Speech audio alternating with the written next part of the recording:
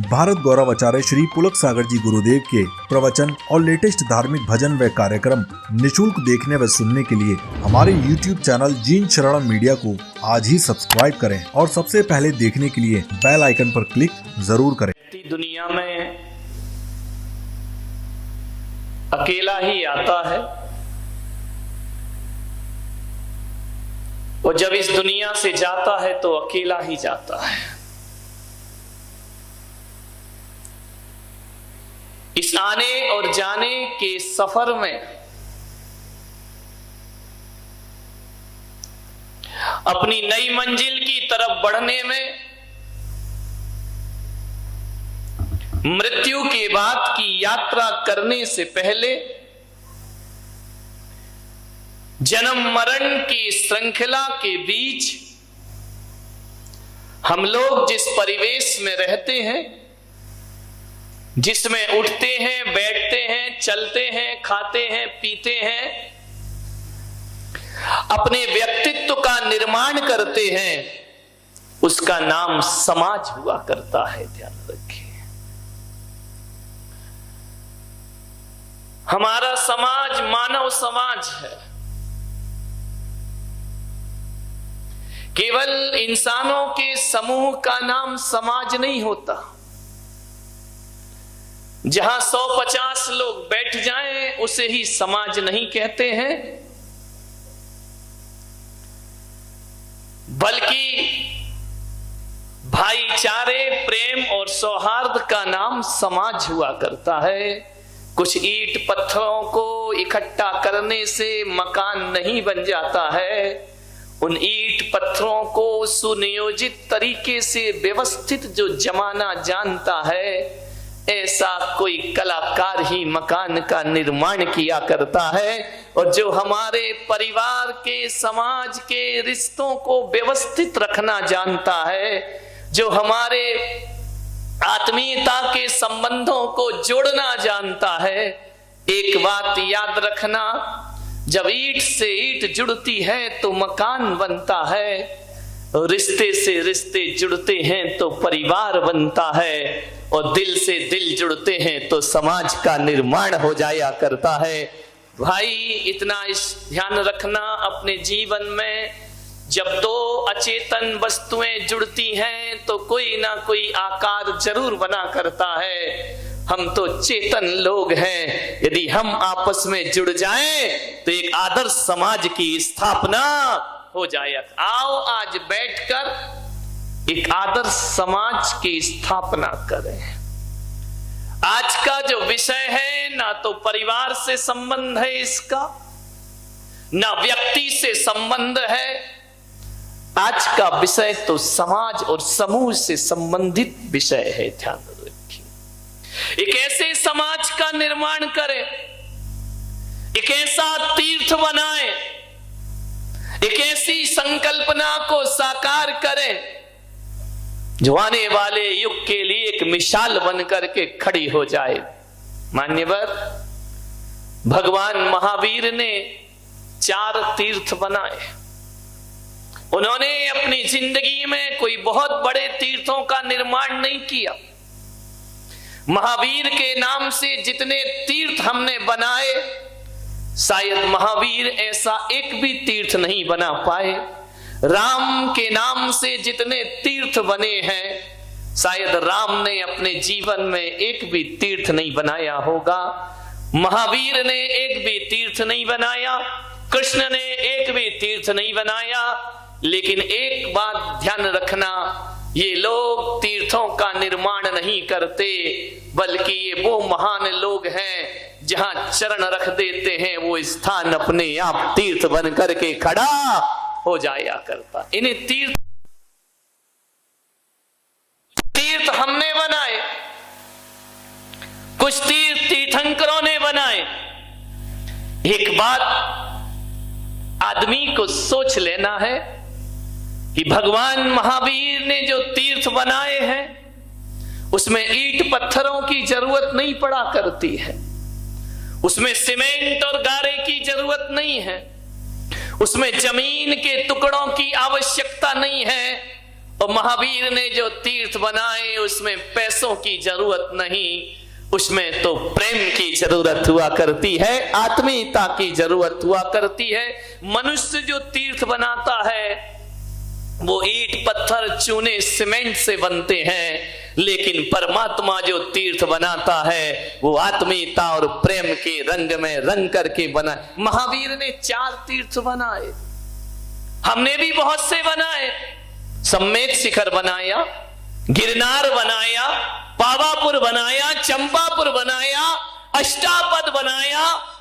वैष्णव परंपरा ने अयोध्या बना दी, वैष्णव परंपरा ने काशी बना दी, मथुरा को तीर्थ बना दिया। बहुत सारे तीर्थ मुसलमानों ने मक्का मदीना को तीर्थ बना के रख दिया। लेकिन मैं आपसे कहता हूं, मेरे भगवान ने भी एक तीर्थ का निर्माण किया है, और उन्होंने एक ही तीर्थ नहीं बनाए, उन्होंने 4 शाश्वत तीर्थों का निर्माण किया है। और वो 4 शाश्वत तीर्थ यदि महावीर के बनाए हुए हैं तो ईंट पत्थरों से नहीं बने मेरे भाई। वह तीर्थ यदि बने हैं तो मुनि आर्य का, श्रावक श्राविका, ये महावीर के बनाए हुए 4 शाश्वत तीर्थ हैं। उन्होंने मुनि आर्य का, श्रावक श्राविका, ये 4 तीर्थों का निर्माण किया है। मान्यवर महावीर ने साधु साध्वी और श्रावक श्राविका जैसे तीर्थ बनाए।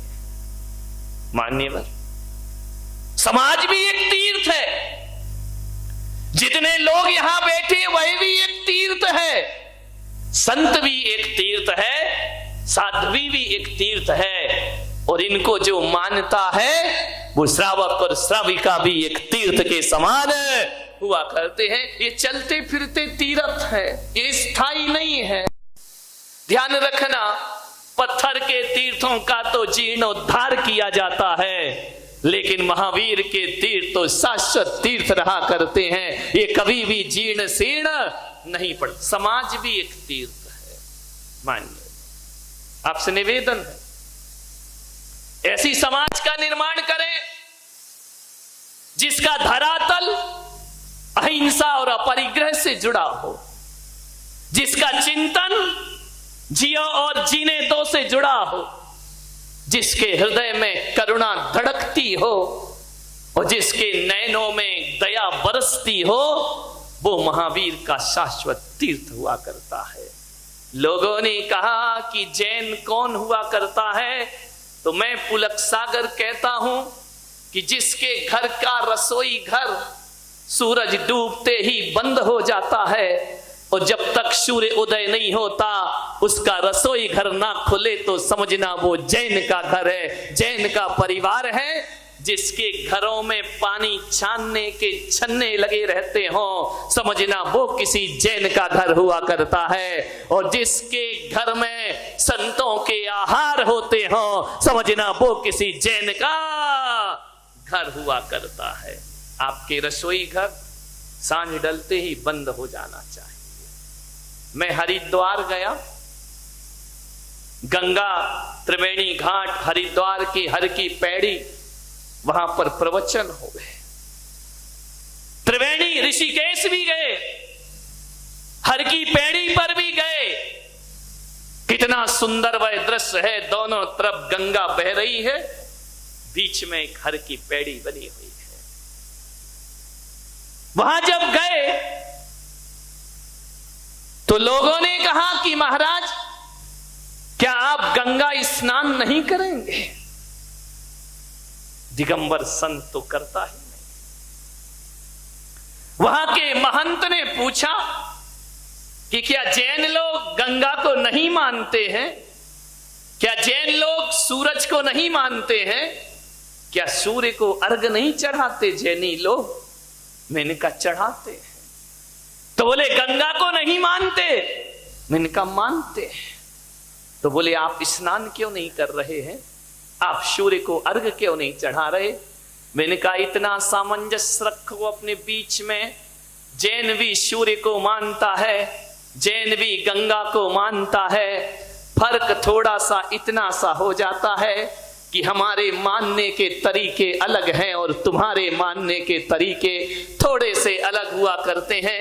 जैन दर्शन में, जैन साहित्यों में लिखा हुआ है, गंगा जब गंगोत्री से निकलती है, उद्गम होता है, उस गंगा का वर्णन किया है। वह गौमुख में प्रवेश करके अकृत्रिम चैत्यालय के जिनराज की वंदना करती है। वह अकृत्रिम चैत्यालय में भगवान के ऊपर से जब गंगा जमीन पर आती है तो एक बात ध्यान रखना, जो जल हमारे तीर्थंकरों के ऊपर से गुजरता है, जैनी उसे जल नहीं गंधोदक मान के पूजा करते हैं। और एक बात याद रखिए कि जिसको जैन गंधोदक मान लेते हैं, जैन उस पर पैर नहीं रखते, बल्कि ऐसी गंगा को माथे पे सजा के रखा करते हैं, उसमें स्नान, क्योंकि स्नान करेंगे तो गंगा में पैर पड़ेगा। हम गंगा को इतना महान मानते हैं कि उसे अपने सिर पर रख करके घूमा। उन्होंने कहा आप सूर्य को अर्घ नहीं चढ़ाते हैं, मैंने कहा चढ़ाते हैं, तो बोले हमने तो किसी जैन को अर्घ चढ़ाते नहीं देखा। मैंने कहा हमारी स्टाइल अलग है, बस ध्यान रखें, स्टाइल का मामला है। सूर्य को तो हम भी अर्घ चढ़ाते। हमने कहा तुम क्या करते हो? बोले हम गंगा में प्रवेश करते हैं, नहाते हैं और जल लेकर के सूर्य को अर्घ तर्पण करते हैं। मैंने कहा ये भी कोई पूजा हुई भाई? गंगा का जल लिया और गंगा में ही चढ़ा दिया। अरे इतनी ईमानदारी तो रखते कि अपने घर से एक लोटा पानी तो लेकर आते। लेकिन चलो वो उनकी परंपरा है, मैं उसका हृदय से सम्मान करता हूं, मैं कोई उन पे कटाक्ष नहीं कर रहा हूं, ध्यान रखना, मैं उनकी भावनाओं की कद्र करता हूं। लेकिन जैनों की जो भावनाएं हैं, जैन सूर्य में जिनेंद्र भगवान के दर्शन किया करता है, और हम सूर्य से इतना सम्मान, इतनी पूजा, इतना बहुमान करते हैं कि जब हमारा सूर्य अस्त हो जाता है तो जैन खाना पीना छोड़ देते हैं। ये सूर्य की बहुत बड़ी वंदना हुआ करती है, और जब तक सूर्य नारायण नहीं आ जाते हैं तब तक जैन अपने मुख में भोजन नहीं। ये सूर्य की वंदना है, तरीके अलग अलग है, बात वही है, ध्यान रखिए।